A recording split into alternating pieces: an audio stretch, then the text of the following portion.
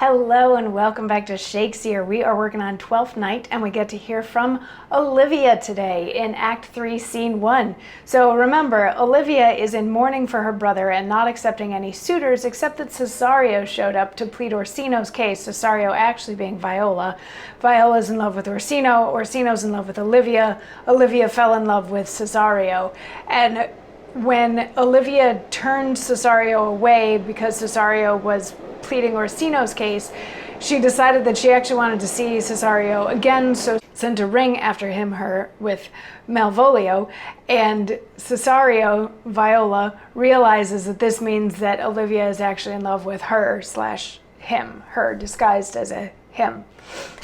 So all of that's nice and awkward at the moment. And then we also have the other story going on of Malvolio is kind of interested in Olivia because he believes that if he marries Olivia, that will raise his station in life. That will raise his status in society. So all of the other clowns, Toby Belch, Andrew Aguecheek, Mariah, Fabian, have sort of set him up. Mariah wrote a letter in Olivia's handwriting, because she can imitate Olivia's handwriting just perfectly, wherein Olivia confesses to loving Malvolio, but sort of vaguely, and says that she really loves yellow stockings that are cross-gartered, and she loves when her love smiles.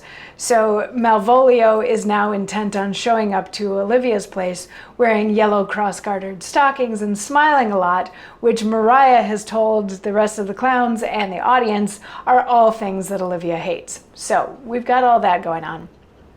But in Act 3, Scene 1, we are back with Viola, disguised as Cesario, coming back once again on behalf of Duke Orsino to try to woo Olivia.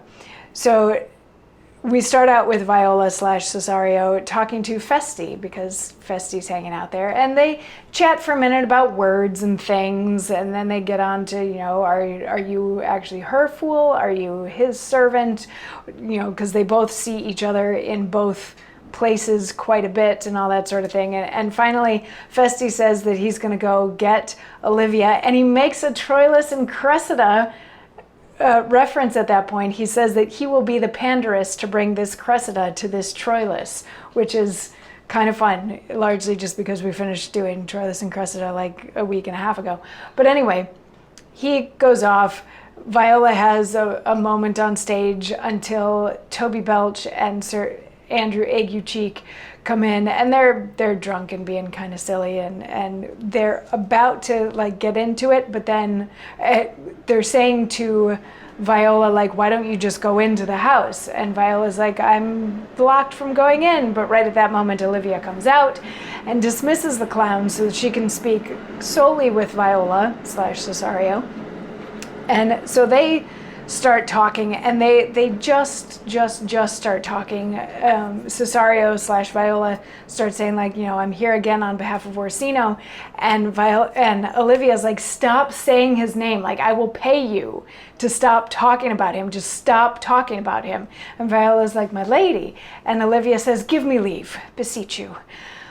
I did send, after the last enchantment you did here, a ring in chase of you. So did I abuse myself, my servant, and I fear me you.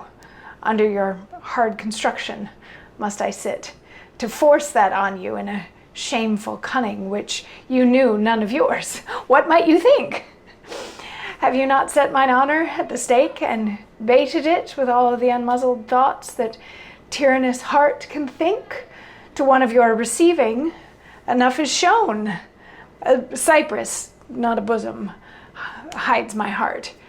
So let me hear you speak. So this is Olivia kind of throwing herself at Cesario, saying, stop talking about him because I want to hear about you. That ring that I sent was after you because I wanted you to come back. And it was silly and shameful of me, but now that you're here and you know my heart, you know my thoughts, what do you think? And Viola says, I pity you, which embarrasses Olivia, and she's like, oh, well, I guess we all pity our enemies, so I guess that is the way that you need to exit. So you can just go. You can just leave now. And Cesario / Viola starts to leave and is like, I'm sorry if I offended you, my lady. And you're sure that you have nothing to say to Orsino? You don't want me to give any message to Orsino? And Olivia's like, wait, come back. Tell me what you think of me.